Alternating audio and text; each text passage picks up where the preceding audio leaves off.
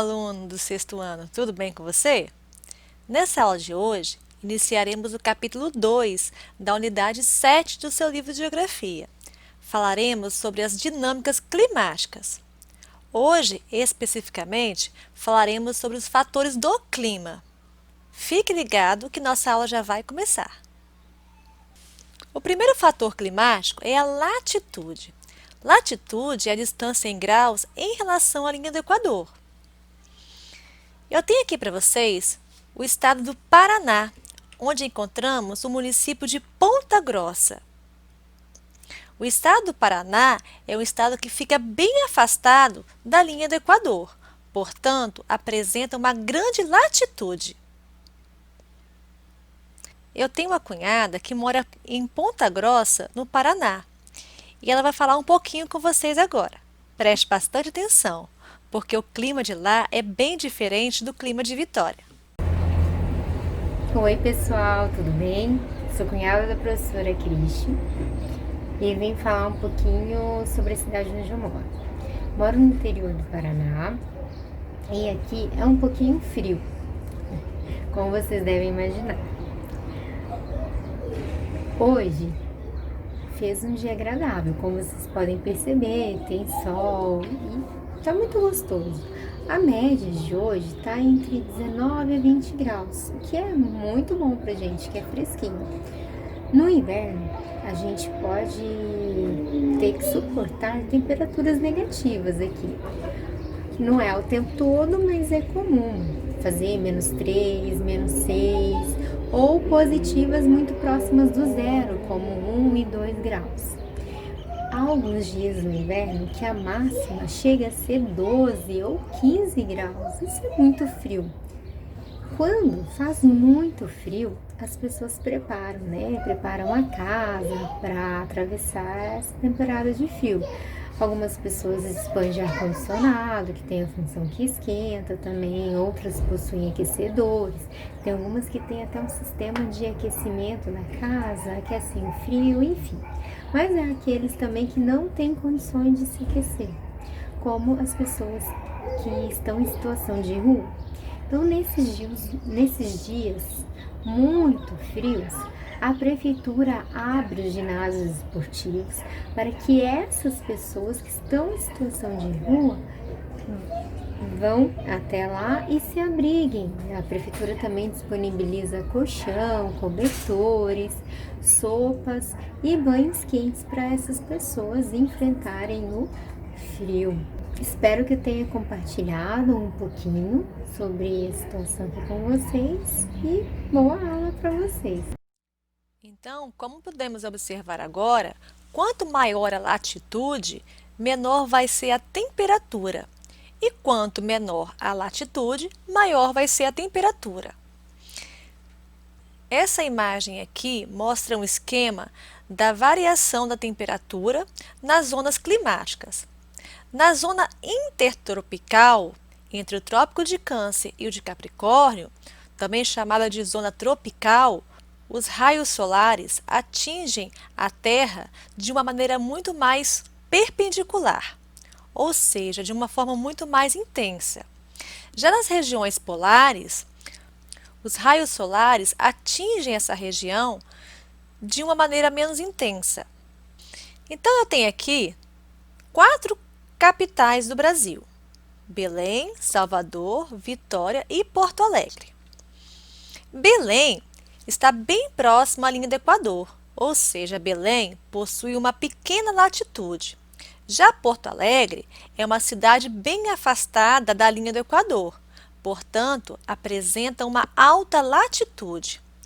Percebam que, em Porto Alegre, a temperatura é de 19,8 graus Celsius. Já em Belém, a temperatura é de 26,3 graus Celsius. Então, o que podemos constatar é que, nessas cidades litorâneas, o que faz a temperatura variar é a latitude. Todas elas estão próximas ao Oceano Atlântico. Salvador e Vitória têm temperaturas menores do que Belém e maiores do que Porto Alegre. Então, quanto maior a latitude, menor vai ser a temperatura. Um outro fator climático é a altitude. A altitude ela é medida a partir do nível dos oceanos e dos mares. Tem uma cidade na Bolívia, que é sede do governo desse país, que é La Paz.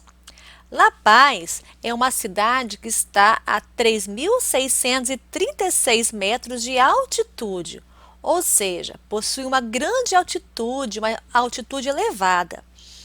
E esta cidade está bem próxima à linha do Equador. Ela apresenta 16 graus sul de latitude. Então, teoricamente, se fosse só levarmos em conta a latitude, essa cidade seria uma cidade quente. Mas o que faz La Paz ter baixas médias térmicas é a altitude. Mas essa altitude também requer uma adaptação para quem não está acostumado. É isso que nós vamos ver agora. Como vimos agora, quanto maior é a altitude, menor vai ser a pressão atmosférica e também menor vai ser a quantidade de oxigênio. O ar em elevadas altitudes ele é mais rarefeito. Assim, os jogadores que não estão acostumados a essas elevadas altitudes sentem falta de ar, dor de cabeça e até mesmo tontura. Normalmente, quando uma seleção vai jogar em cidades como La Paz, na Bolívia, que aparece aí nas imagens, os jogadores eles vão antes do jogo, bem antes do jogo. Para quê? Para que os seus organismos se acostumem a essas elevadas altitudes. Pelo jeito, os nossos jogadores estavam bem acostumados no dia desse jogo. Então, pessoal, o que nós podemos constatar é que quanto maior a altitude, menor vai ser a temperatura. Quanto menor a altitude, maior vai ser a temperatura. Então, eu tenho aqui 3 cidades paulistas: a cidade de Santos, a cidade de São Paulo e a cidade de Campos do Jordão. Santos possui altitude de 2 metros apenas. Já São Paulo, 800 metros de altitude. Campos do Jordão, 1.700 metros de altitude. Percebam que a temperatura em Campos do Jordão é muito menor se comparada à de Santos. Isso porque Campos do Jordão apresenta uma grande altitude, bem maior do que Santos e que São Paulo.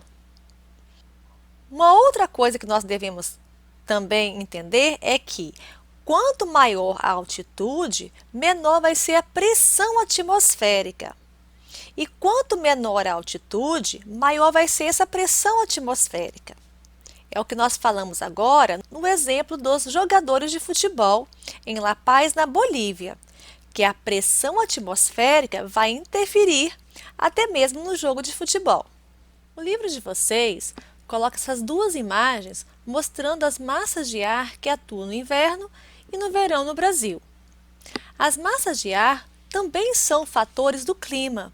Elas são grandes porções de ar que apresentam características próprias, como temperatura, umidade e pressão atmosférica. No caso do inverno, nós temos essas massas de ar que atuam em nosso território.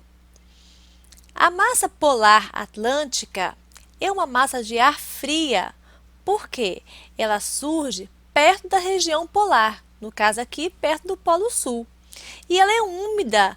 Ela é úmida porque surge no oceano. A tropical atlântica é uma massa de ar quente, porque está mais próximo da linha do Equador, e também uma massa de ar úmida, porque ela é oceânica.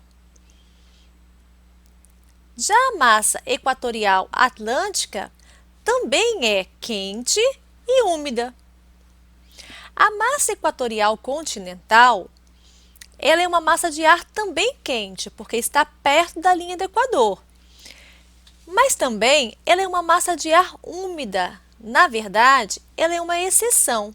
As massas de ar continentais são massas secas.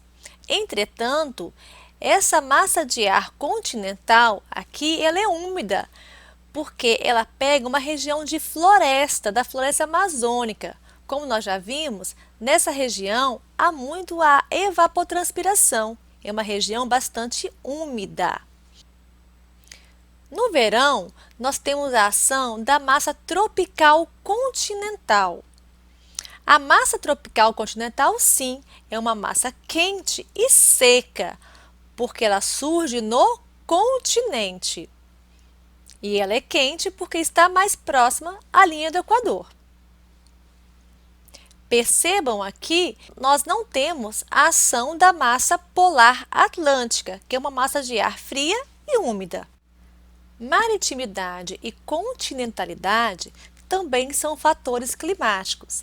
Uma cidade apresenta uma grande maritimidade quando ela está próxima ao oceano e apresenta uma grande continentalidade quando está afastada do oceano. Então, nós temos aqui Maceió, capital de Alagoas, e Porto Velho, capital de Rondônia. Maceió, a temperatura máxima é de 30 graus Celsius e a mínima de 20 graus Celsius. Então, a amplitude térmica aqui é de 10 graus Celsius, isso em um mesmo dia. Já Porto Velho, em Rondônia, apresenta temperatura máxima de 33 graus e temperatura mínima de 18 graus. Significa que a amplitude térmica é de 15 graus. Então, o que nós podemos constatar?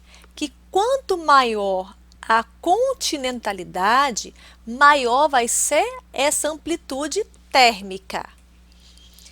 Por que isso ocorre? Isso ocorre, como nós já falamos, porque o oceano ele tem um aquecimento diferente do continente. Ele demora para aquecer, mas também demora para perder o calor.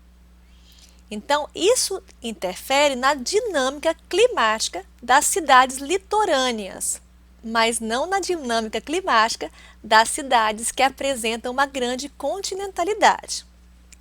Um outro fator climático são as correntes marítimas. As correntes marítimas são porções de água que correm nos oceanos e nos mares. Elas apresentam temperatura e salinidade diferentes, assim como cor também diferente. Esse mapa aqui mostra algumas correntes marítimas. As correntes indicadas com a cor azul são correntes frias. As correntes frias, elas surgem próximo às regiões mais polares. Já as correntes quentes, indicadas com a cor vermelha nesse mapa, elas surgem próximas à linha do Equador, em uma região mais quente. Então, nós temos aqui, por exemplo, a corrente de Humboldt, nós vamos falar um pouquinho sobre ela agora, a corrente do Golfo, esta aqui é fria, e a corrente do Golfo é uma corrente quente, a corrente da Groenlândia é uma corrente fria, a corrente do Atlântico Sul também é uma corrente fria, a corrente do Brasil já é uma corrente quente, ou seja, inúmeras correntes marítimas. E essas correntes, elas interferem não só no oceano, mas também como na dinâmica climática do nosso planeta Terra. Qualquer alteração nas correntes marítimas altera o nosso clima e também todo o ecossistema marinho e parte do ecossistema terrestre. Nós temos aqui o exemplo da corrente de Humboldt. A corrente de Humboldt, como nós falamos agora, é uma corrente fria. É uma corrente fria que corta a costa do Oceano Pacífico. Então, essa corrente de Humboldt, ela é responsável pela formação do deserto do Atacama, na América do Sul. Por quê? Porque nós temos aqui essa situação.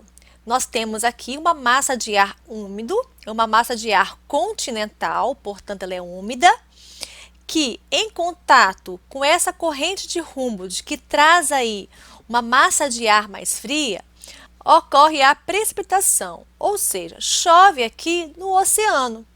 Então, a massa de ar que entra no continente é uma massa de ar seca, porque a umidade já foi perdida aqui no oceano. Nós temos uma precipitação aqui. Essa massa de ar seca que entra no continente, ela forma aí o deserto do Atacama, porque não tem umidade. Esse deserto do Atacama é bem próximo à Cordilheira dos Andes, uma cadeia de montanhas na América do Sul. Okay? Então, essa Cordilheira dos Andes também tem uma interferência nesse clima do deserto do Atacama. É sobre essas correntes marítimas que nós vamos falar agora, dando exemplos de outras correntes e como elas interferem na dinâmica climática de várias partes do mundo, da Europa, da América e do mundo todo. Preste bastante atenção. Como vimos, sexto ano, as correntes marítimas são massas de água que se deslocam em diferentes direções nos oceanos e nos mares. E por que suas águas não se misturam com as águas locais? Elas não se misturam porque apresentam características próprias, como cor, temperatura e salinidade. Essas correntes interferem na vida marinha, no clima e no equilíbrio dos oceanos e dos mares. E os oceanos são essenciais para tornar a Terra um lugar ideal para a vida. Além disso, as correntes marítimas são utilizadas como transporte por muitas formas de vida e têm influência na regulação climática de diversas regiões do nosso planeta.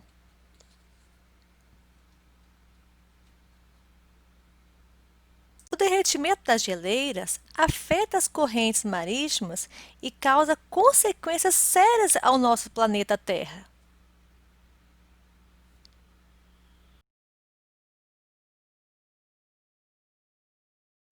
Lisboa e Nova York são cidades que têm as mesmas características geográficas, têm latitudes próximas e são banhadas pelo mesmo oceano.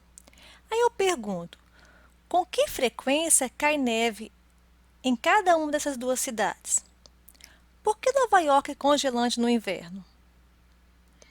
Londres, por exemplo, tem uma latitude maior que Nova York e não é visitada pela neve como Nova York. Por que isso ocorre? Isso ocorre devido à chegada da corrente do Golfo na costa oeste da Europa, deixando o clima ali muito mais ameno. Em Nova York, chega uma corrente fria, chamada Corrente do Labrador, que carrega uma massa de ar frio, responsável pelas baixas temperaturas em Nova York. Falamos na aula de hoje sobre os fatores climáticos. Então, para reforçar o conteúdo, você deverá fazer o exercício da página 179, questões de número 1 e número 2. Caso você tenha alguma dúvida, escreva no fórum de dúvidas da semana, anote para tirar no Teams ou então mande mensagem para os professores. Forte abraço e até a próxima!